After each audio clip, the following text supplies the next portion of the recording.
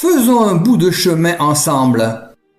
N'ayez pas peur et prenez votre envol vers la liberté et la lumière.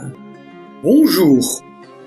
Vidocq salue les humains libérés des conditionnements et contraintes d'un esclavage mental. Lorsque nous savons et voulons regarder l'ensemble des conditionnements, tout devient alors très clair. Il y a ceux qui savent, ceux qui sont susceptibles de savoir, en menant leur combat, et ceux représentant le reste. Car, à l'heure de l'information, l'ignorance est un choix. Aussi, l'être humain ne bouge pas tant que rien ne l'y oblige. Ceci précisé, passons à l'introduction habituelle. Ami, entends-tu le vol noir des corbeaux sur nos plaines? Ami, entends-tu les cris sourds du pays qu'on enchaîne? Commençons en douceur avec Slobodan Despot. On a des grands intellectuels, on a des penseurs. Nous avons monsieur Attali en France, nous avons monsieur Lévy. Ils ne sont pas tombés de la dernière pluie. Et pourtant, les deux, on vient de l'apprendre encore, se sont eux aussi fait piéger par les... J'appelle ça des canulartistes.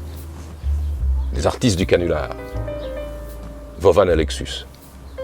Ils les ont piégés, ils ont réussi à filmer Attali et notre ami BHL, en se faisant passer pour leurs copains à eux tous, Petro Poroshenko, le roi du chocolat et ex-président de l'Ukraine.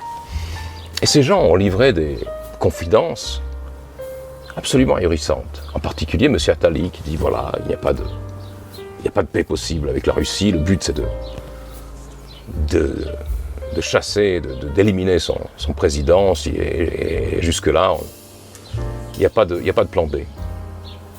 Mais qui sont-ils ces gens pour décider de ça? Et là, ils n'ont même pas vérifié si c'était le vrai Poroshenko, ils ont raconté n'importe quoi. Ils sont vides, ils n'ont aucune consistance, ce sont des pots de tambour. Pourquoi les élites européennes sont-elles aussi stupides? Il s'agit d'une structure pyramidale au sein de laquelle les gens sont promus à cause de leur docilité. C'est une institution où toute divergence est supprimée parce qu'elle n'est pas nécessaire. Il n'y a pas de concurrence dans ce système-là. C'est un système de cooptation par conformité. Les choses ne sont pas ce qu'elles paraissent être. Une époque de faux-nés, de gens qui ne sont pas ce qu'ils prétendent être, c'est une époque d'événements qui ne sont pas ce qu'ils prétendent être. Il y a un fossé colossal entre les choses et l'apparence des choses, entre la réalité et son récit.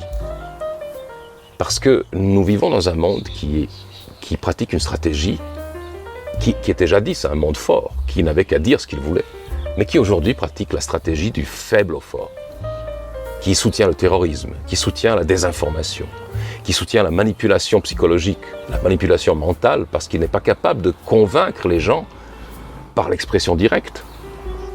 Comment voulez-vous mobiliser les électeurs français pour une campagne contre les Russes en Ukraine, ou bien pour la fable du réchauffement climatique, enfin ces choses-là? Impossible.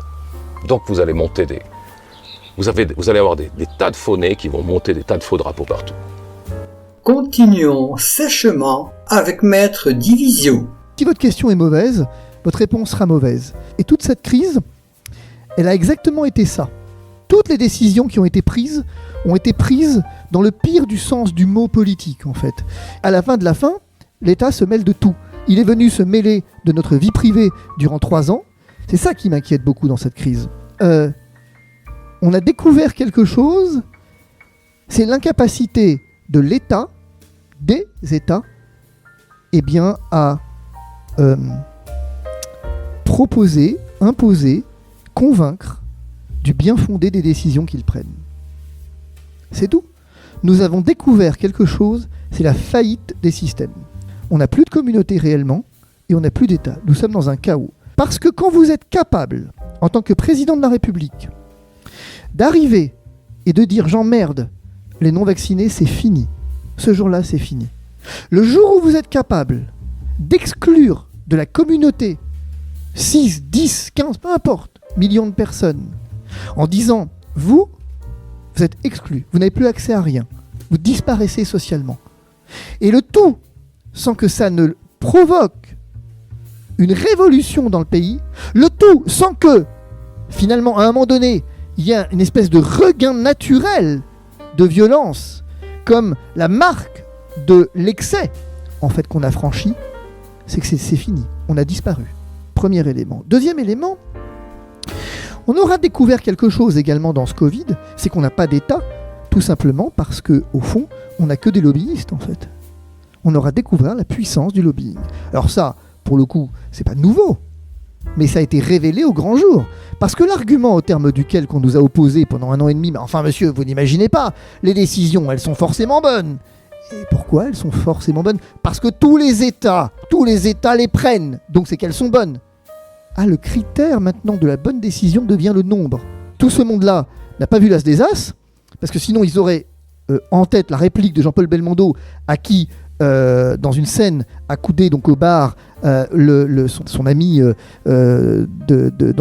aviateur allemand lui explique que Hitler c'est 38 millions d'électeurs. Et Jean-Paul Belmondo lui rappelait que c'est pas parce que 30 millions de mecs font la même connerie que c'est pas une connerie. Mais en fait, désormais, le critère a été celui-là. Si 38 millions de mecs font la même chose, c'est forcément que c'est pas une connerie. Et quand vous arrivez et vous dites, mais interrogez-vous pourquoi ces 38 millions. Le nombre n'est rien en fait. Pourquoi 38 millions de mecs font la même chose? Interrogez-vous pourquoi tous les États, encore une fois, pas tous les États, mais un certain nombre d'États, en tout cas, font la même chose. Interrogez-vous sur les points communs. Alors, quand je vous parlais de la question tout à l'heure, vous comprenez que finalement, si on ne se pose pas la bonne question, on n'arrive pas à la bonne réponse. On a postulé la réponse en disant, mais c'est normal, enfin, voilà. Où est-ce qu'il est écrit, encore une fois, que le nombre fait la vérité? Et donc on a découvert quelque chose, c'est la dictature de la majorité. Au fond, qui décide? Majoritaire. Majoritaire de quoi? C'est pas vrai que c'était majoritaire. C'est intéressant ça aussi sur le plan de la communication. On vous dit tous les pays ont fait la même chose. C'est radicalement faux. C'est radicalement faux. Prenez effectivement le nombre de pays dans le monde et regardez, côte à côte, qui a fait quoi. Vous allez vous apercevoir que les mesures coercitives et tout ce qu'on veut sont l'apanage des pays riches. Et particulièrement en Occident. Comment, au même moment, à des pays qui n'ont pas de culture commune, qui n'ont pas d'histoire politique commune, qui n'ont pas de gestion commune de crise en général, arrivent à prendre les mêmes décisions au même moment?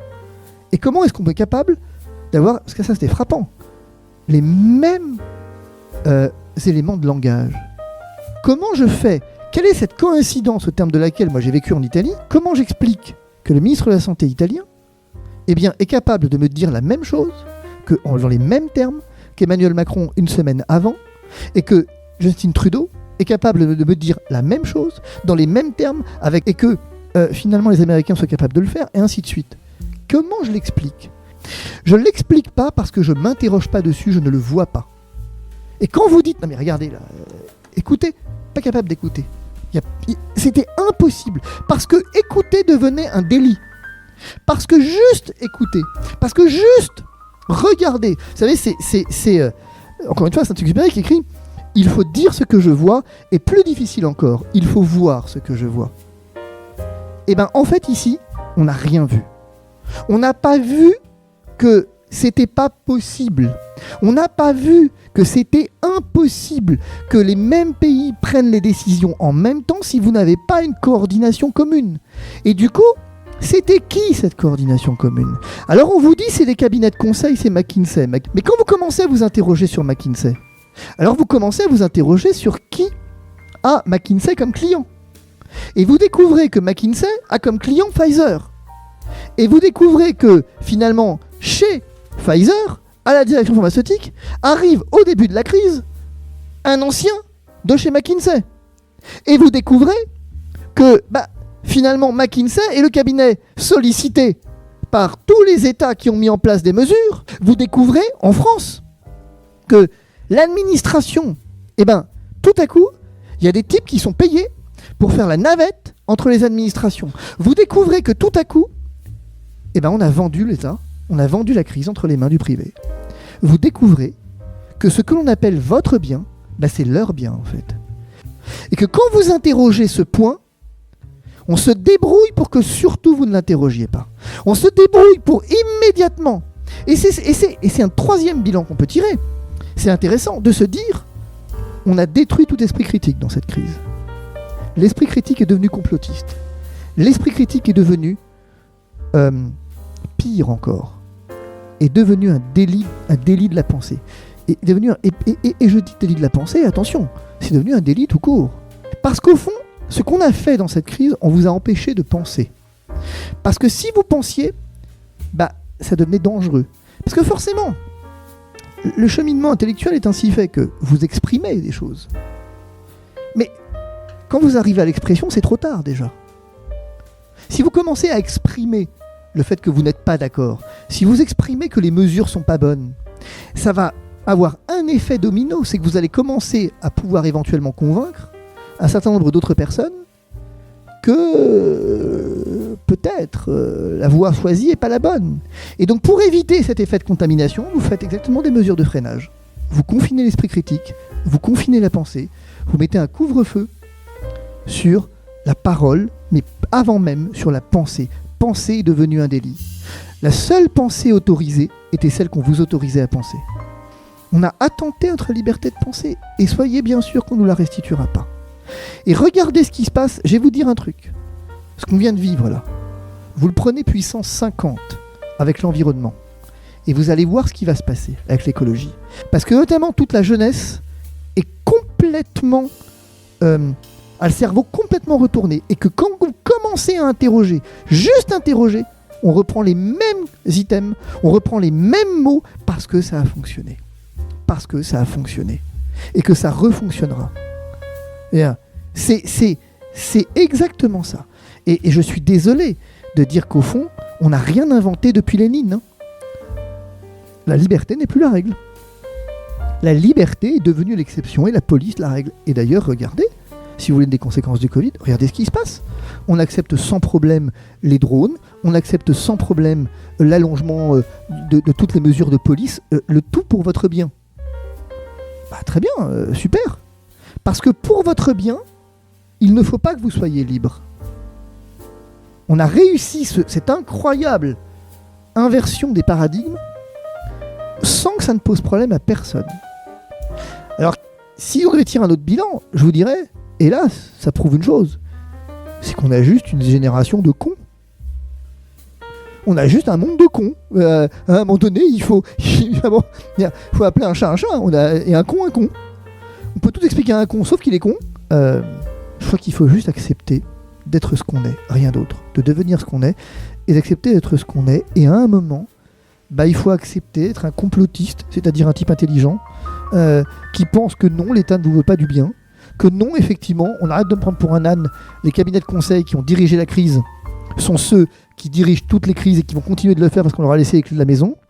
Que oui, effectivement, il y a un vrai problème, notamment dans l'accès aux soins. Et malgré les nuages, recherchez toujours la lumière qui ne peut jamais s'éteindre. Si nous ne sommes pas capables de poser des questions sceptiques, d'interroger ceux qui nous disent que quelque chose est vrai, d'être sceptiques à l'égard de ceux qui détiennent l'autorité, alors nous sommes à la merci du prochain charlatan politique qui se présente. Ce mélange combustible d'ignorance et de pouvoir, tôt ou tard, va nous exploser à la figure. Merci de rappeler que l'info n'est pas sur les réseaux sociaux. Pour